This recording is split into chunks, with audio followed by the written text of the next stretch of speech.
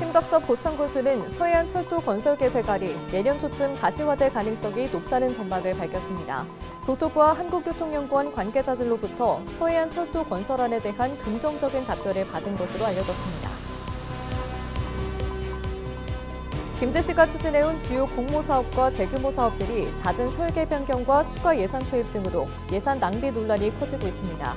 사업 추진 과정에서 드러난 전문성 부족과 사후 관리 부실 등도 도마에 올랐습니다. 고창 지역 빙판길 도로에서 차량 8대가 잇따라 충돌하는 사고가 발생했습니다. 이 사고로 4명이 다쳤으나 모두 크게 다치지는 않은 것으로 확인됐습니다. 다른 어부가 차로 그물을 걷어올려 물고기를 훔친 일당이 해경에 붙잡혔습니다. 이들은 어망에 걸린 꽃게와 물고기만 챙기고 빈 그물은 그대로 바다에 버리고 달아났습니다.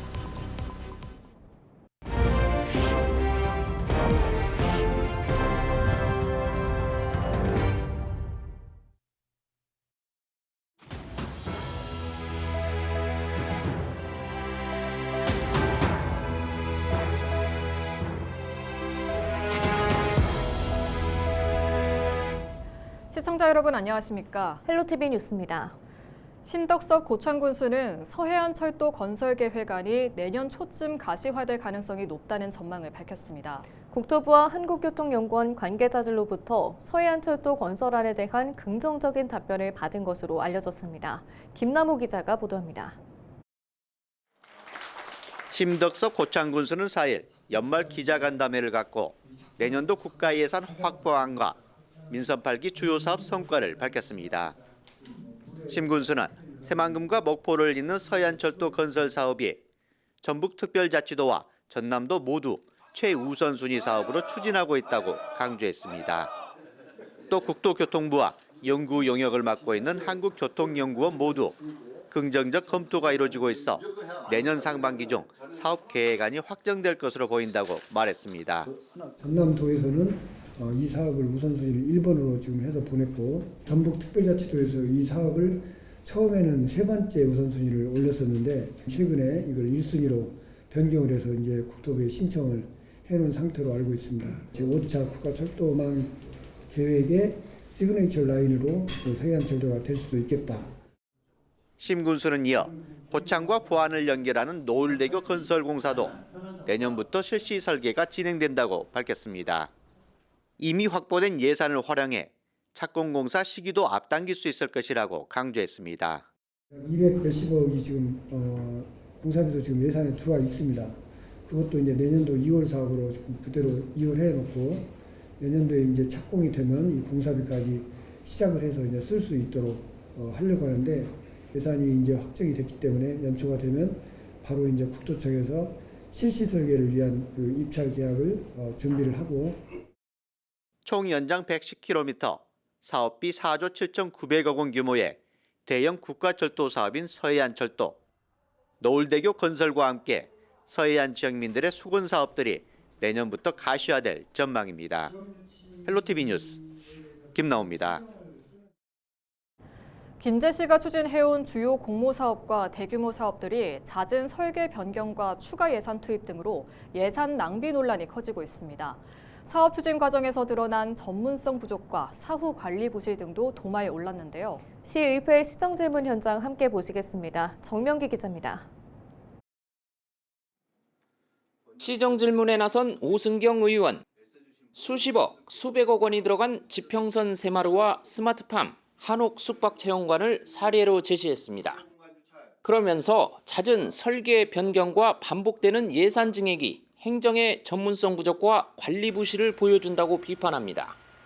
준공 전후로 하자부터 민원, 임대공간 유찰 문제까지 애초 설계 단계에서 꼼꼼히 검토해야 했을 문제라는 겁니다.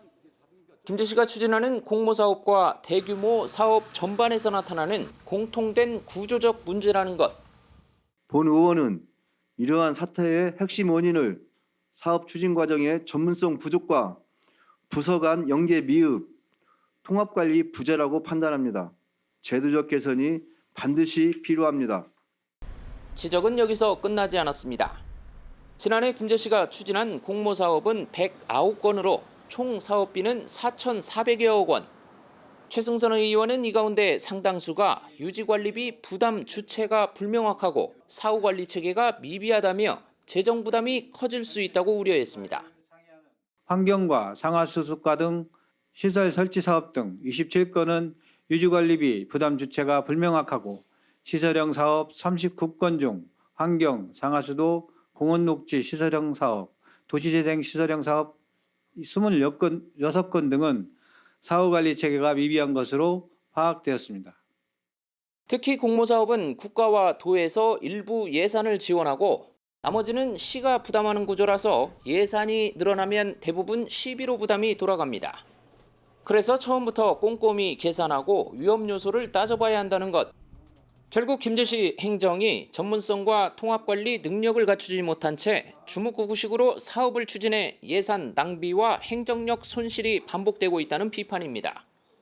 답변에 나선 정성주 김제시장은 문제를 인정하면서도 시민 안전과 편의 등을 위한 불가피한 조치였다고 해명했습니다.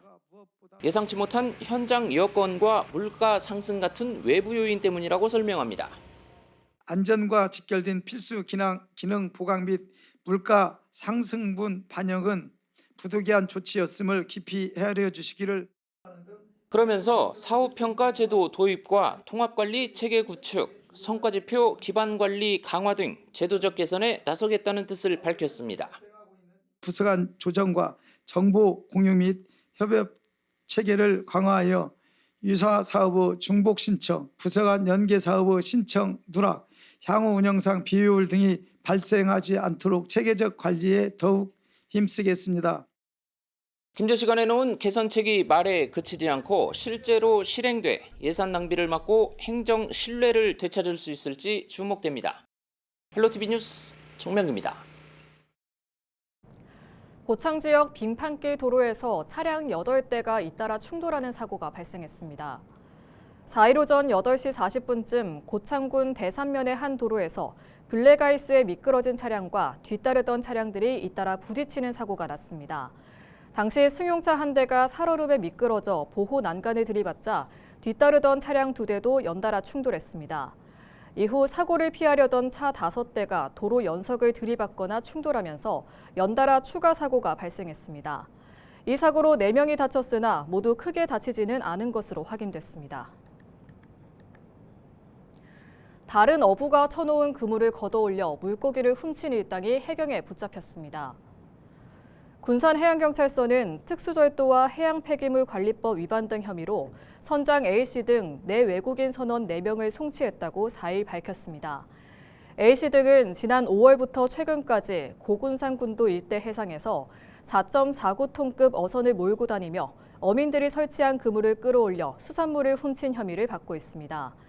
이들은 어망에 걸린 꽃게와 물고기만 챙기고 빈 그물은 그대로 바다에 버리고 달아났습니다. 겨울이 깊어지면 멀리 몽골에서 우리나라를 찾아오는 특별한 손님이 있습니다. 바로 하늘의 제왕이라 불리는 독수리인데요. 국내 최대 독수리 월동지 고성은 수백 마리의 독수리가 찾아와 장관을 연출하고 있는데요. 흔히 볼 수 없는 광경에 사람들의 발걸음도 이어지고 있습니다. 표영민 기자입니다.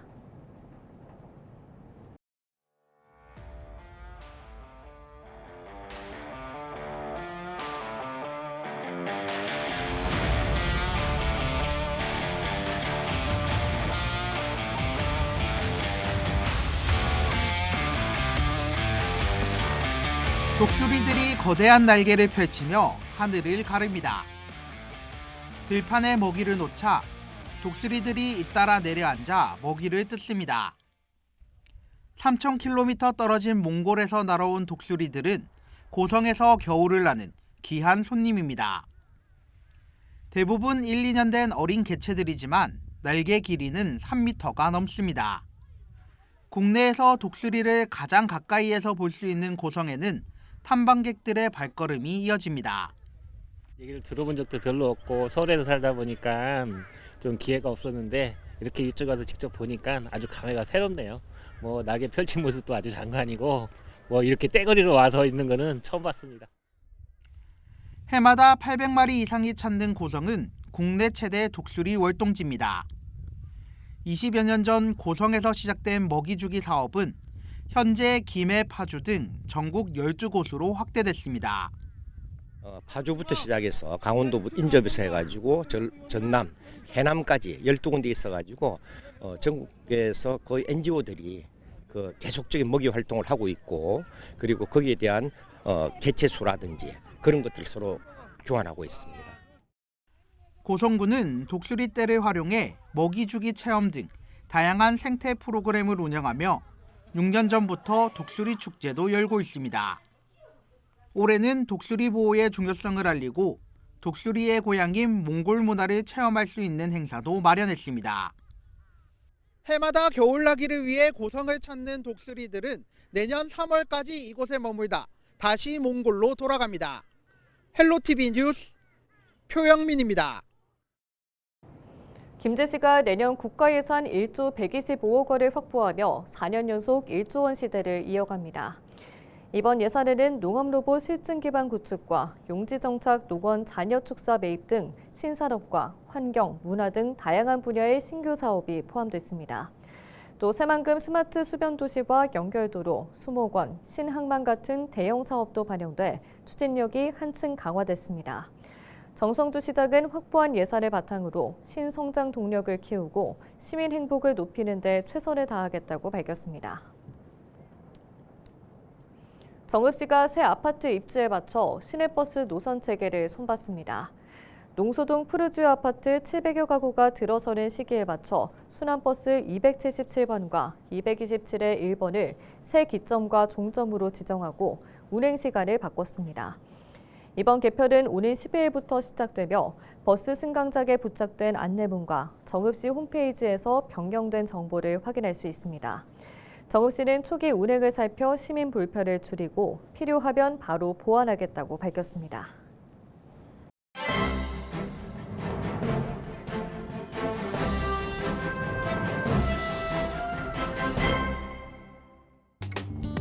전북일보 기사입니다. 김윤덕 국토교통부 장관, 정동영 통일부 장관과 관련한 내년도 국가 예산이 상당 부분 반영됐다는 내용인데요. 국회와 전북특별자치도, 전북 정치권이 제시한 예산 시트를 분석하면 김 장관이 개입된 국가 예산 사업은 그가 상임위 위원으로 활동하고 있는 문화, 체육, 관광 분야와 국토부가 담당하는 시설, 교통 예산 등이 주를 이뤘다고 합니다. 또 자신의 지역구인 전주 지역 예산도 다수 포함하면서 김 장관과 연관된 예산은 총 30여 건으로 파악됐다고 전했는데요. 정 장관의 경우 AI 등 과학기술 관련 사업과 전주 역사 개선 등 과거부터 집중해왔던 사업들의 증액에 주력했다고 합니다. 이날 김의원실에 따르면 김 장관은 전주 독립영화의 집 완공에 필요한 막판 최대 예산 132억 원과 국립모두예술 콤플렉스 기본계획 구상 및 타당성 조사 용역비 2억 5천만 원을 정부 안에 집어넣었다고 밝혔습니다. 국토부 장관으로서 예산 배정에 기여한 사업으로는 새만금 지역 간 연결도로 건설과 새만금항 인입철도 건설 사업, 새만금 국제공항 건설 등이 포함됐다고 하는데요. 이 밖에 기재부와 보건복지부가 반대하던 전북권역 재활병원 건립공사비 98억 원 확보에도 김 장관의 역할이 있었다고 덧붙였습니다. 정동영 의원실은 피지컬 AI 기반 연구개발 생태계 조성 2년차 사업 766억 원 증액과 AI 신뢰성 검증 허브센터 구축 10억 원, 전주역 시설 개선 사업 80억 원 증액 등을 주요 성과로 꼽았다고 전했습니다. 지금까지 신문 브리핑이었습니다. 재작년 정읍시와 투자 협약을 맺은 건강기능식품 기업 NPK가 신정동 첨단과학산업단지에서 새 공장 기공식을 열고 공사를 시작했습니다. 총 290여억 원을 들여 9,600여 제곱미터 부지에 최신 생산 설비와 연구 품질 관리 공간을 갖춘 공장이 들어설 예정입니다. 정읍시 관계자 인터뷰 들어보시죠. 기술력을 갖춘 유망 기업이 둥지를 들면서 우리 첨단과학산업단지의 경쟁력이 한층 높아졌습니다. 앞으로도 적극적인 기업 유치와 지원을 통해 정읍의 미래 100년을 책임질 바이오 산업을 집중적으로 육성해 나가겠습니다. 이상으로 뉴스를 마칩니다. 저희는 언제나 지역민 여러분과 함께합니다. 시청해주신 여러분 고맙습니다.